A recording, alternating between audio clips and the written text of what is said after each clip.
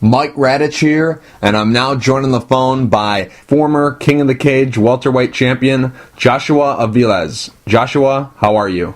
Good, how are you doing today? I'm doing good. Joshua, you have a fight coming up February 22nd at King of the Cage Radar Lock. How's training been going for the fight? Exhausting. Just nonstop training, just sharpening up everything and getting ready for that February 22nd date. Mm-hmm. How long has this training camp been for you? We've been going on solid now for about 6 to 7 weeks, I believe, if I'm maybe give or take a couple days. Oh, I see. Now, this fight is going to be a rematch, and it's a chance for you to get your belt back because you're going to be fighting Keto Andrews, the man who took the title from you. Just curious, let's go back to the first time you guys met, November 30th, 2013 at King of the Cage, Enemy Territory. You lost that fight by second round KO. What went wrong for you in that fight? Just got too relaxed. I was beating him. I was beating him pretty good in the first round. Second round came out, and I got caught with a good punch. He came in with this wild right hand, caught me on my back foot, and finished me.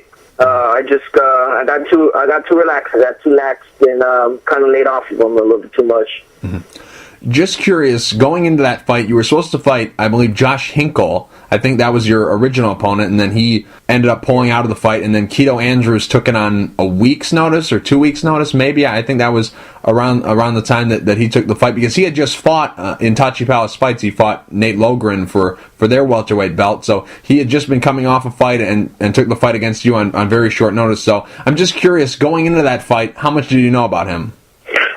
Tell you the truth, I had nothing. I didn't know anything about Keto at all, actually. I just knew from what camp he came from, which was, I believe, Team Alpha Male. Mm-hmm. Right.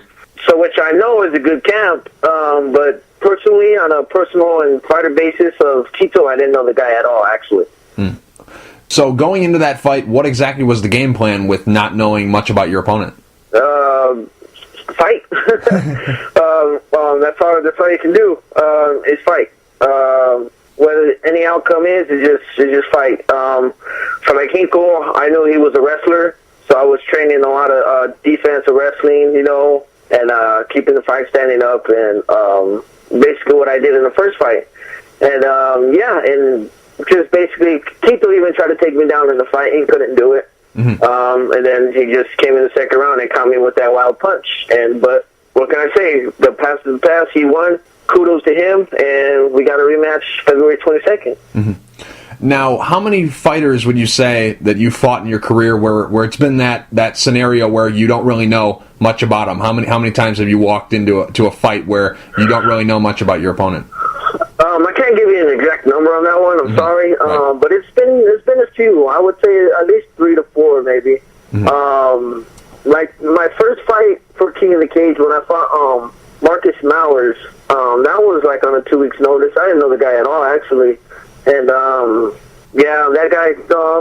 I think that's one that's really pops in my head. Mm-hmm. Now, this is the second time that you were the champion and then lost the belt and then are fighting again to regain it. The first time this happened was when you fought David Gomez. You lost a split decision to him, and then you came back and defeated him by KO in, I believe it was August of 2013. Yeah. I think summertime of 2013.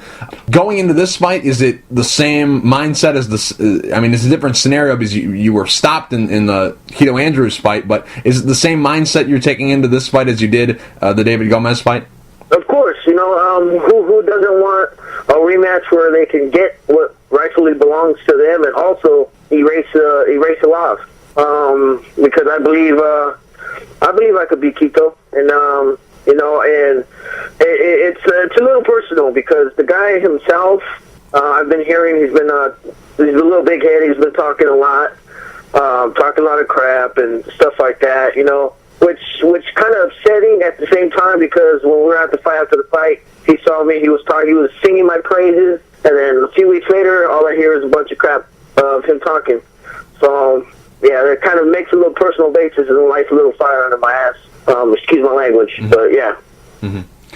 Now, would you say that you're more hungry this time around, considering there is a little bit of bad blood? I mean, after the fight you were cool, but now some things have been said. So I guess you could say there's a little bit of bad blood going into this fight. Are you a little bit hungrier now for this fight to get your belt back than the David Gomez fight? Definitely. I believe when I fought David Gomez, that was the more tougher test than Tito. But everybody has their own skill set and a tough way of fighting with them, or dealing with them, I should say. But like I said, I'm twice as hungry as I was when I fought David to get my win back for Tito. Like I said, the guy's been talking, and me myself, I'm not much of a talker. I just let my hands and my feet just do the talking. Now, when you hear former, when I did that intro there, I said former welterweight champion. When you hear that, what goes on in your mind? I mean, obviously you're motivated to get the title back, but when you hear that, what happens to you? It's irritating. It sucks to have that former, put in front of former in front of your name. But it happens. Every great fighter out there, besides Mayweather, of course, right? Has that former champion or former this or former that. It happens. It's the name of the game. It's the game we're in. You can't win all the time, unless you're Floyd Mayweather. Right. But other than that, you can't win all the time. You got to take your lumps and bruises. Winning doesn't define you. It's coming back from a loss that really defines you as a man, and as your character. I saw a picture of you online, and you have multiple belts from King of the Cage. Could you explain why you have so many belts from them? Because you've been the welterweight champion for them. Every time you win the title or defend the title, do they give you a new belt? Could you explain that? Yeah, I believe they do that, but I think every time they give you a fresh belt, every time, or they just I believe, you know what? Yeah, they do. I believe they do. Every time you win a belt. You keep that belt, and then they give you a fresh one. Like, let's say you lose, like I did. I lost it. I win it again, and they give me a fresh belt to keep to myself, on my personal. And then I'm also in a different weight class. I'm also a champion in the junior welterweight class for King of the Cage also. You're the 160 champ as well? Yes. Who did you beat to grab that belt? The gentleman by the name of Chris Armbrister. Oh, okay. And one fight that I wanted to talk about from earlier in your career, when you started with King of the Cage, it was your second fight into your King of the Cage run. It was the Johnny Cisneros fight, and that was a fight where you ended up knocking him out in 9 seconds. Just curious, when you get a knockout that fast, how does it feel? Obviously, it feels really good, but what does it feel like? Does it feel, when you get a 9-second knockout, does it feel like after the fight, when the adrenaline dump happens, does it feel like, oh, it only took 9 seconds? Like, it feels faster than 9 seconds? When you were in there, did you think it was longer than 9 seconds? Like, could you explain the feeling when you got that knockout? It's a surprise. It's a surprise. Because you put all that time in your training camp. You go hard every day. You put your body through so much, and then for it to end on a short time as 9 seconds, it's like, oh man, wow, all that work for that.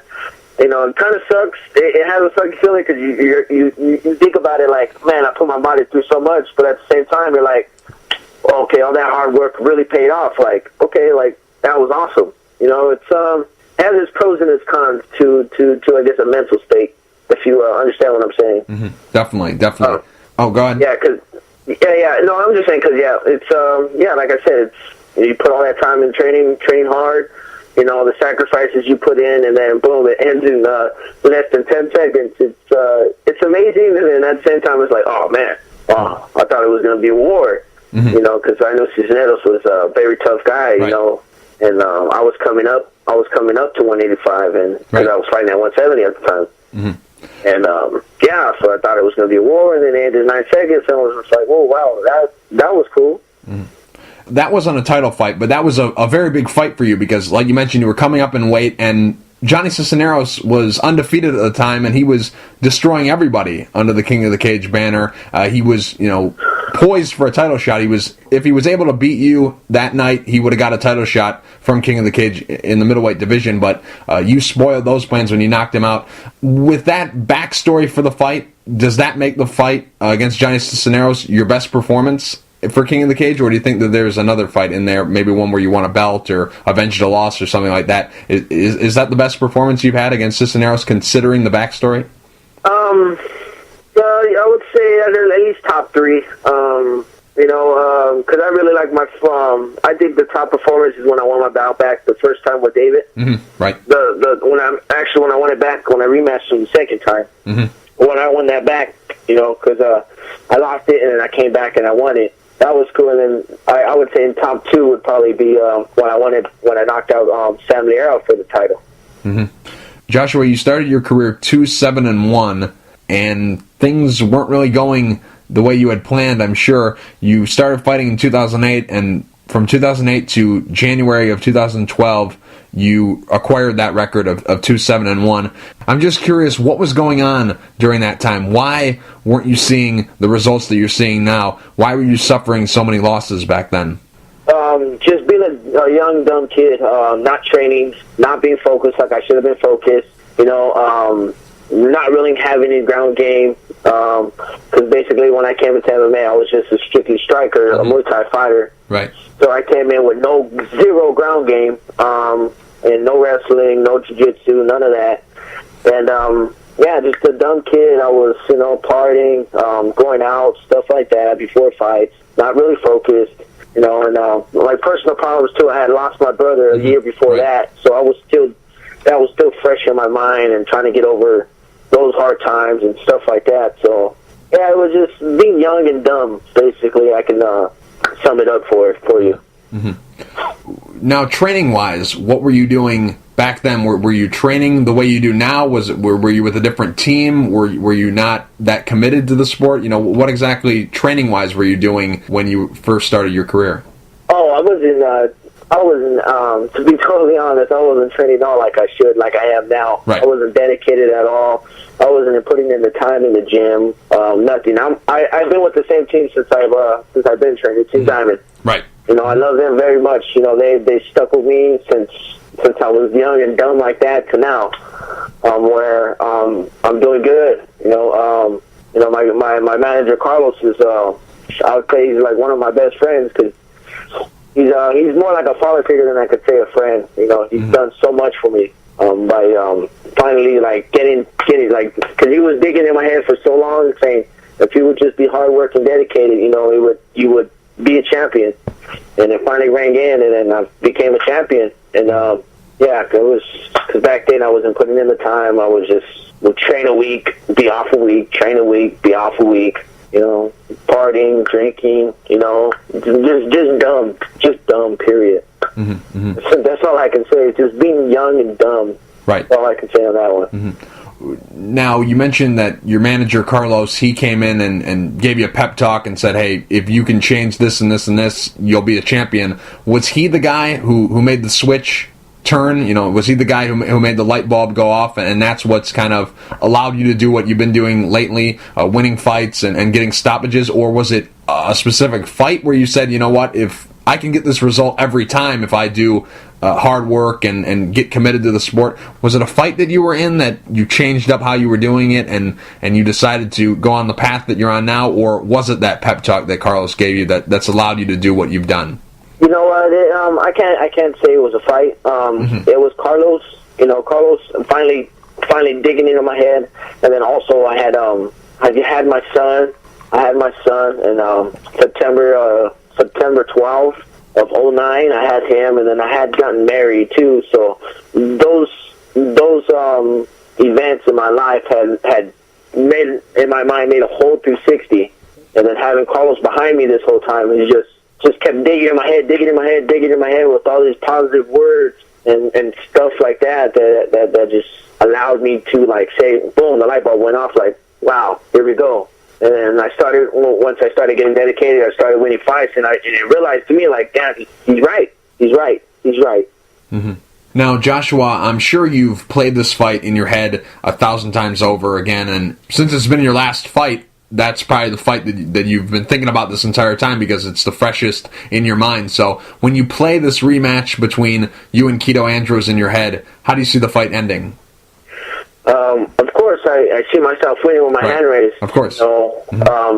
Putting all this work in and all this sacrifices of me not going out with my family, my son, spending this quality time, I see my hand coming out as the winner. Because I know I'm putting in the time, I know I'm putting in the work for me to come out victorious. I'm not gonna sit here and tell you, oh yeah, I'm gonna knock him out first round, or I'm gonna submit him in the 5th round, or anything like that. I just know I'm gonna go in there, I'm gonna be ready, and I'm gonna put hands on him. Mm-hmm. Definitely. Joshua, real quick before I let you go, do you have any sponsors you'd like to thank, and is there anything you'd like to say to the fans? First and foremost, I would just, I'd like to thank God for helping me out with the special ability He has given me to fight, and this beautiful talent He has given me. Of course, my team, Team Diamond, my manager Carlos. I couldn't do this without him. My wife, I love you. She's been behind me a lot, keeping me grounded. My son, I love you very much. Magic Sweat, Matt Suit, Never Quit, and that's all I can think of right now. And just, man, I'm actually kind of anxious. I can't wait to get there on the 22nd, to tell you the truth. Joshua, thank you for taking the time to talk. I really appreciate it. Good luck February 22nd at King of the Cage Radar Lock against Keto Andrews. Thank you very much, sir. Thank you for having me on the show. I very much appreciate it. And King of the Cage, I promise you guys are going to have an awesome show come February 22nd.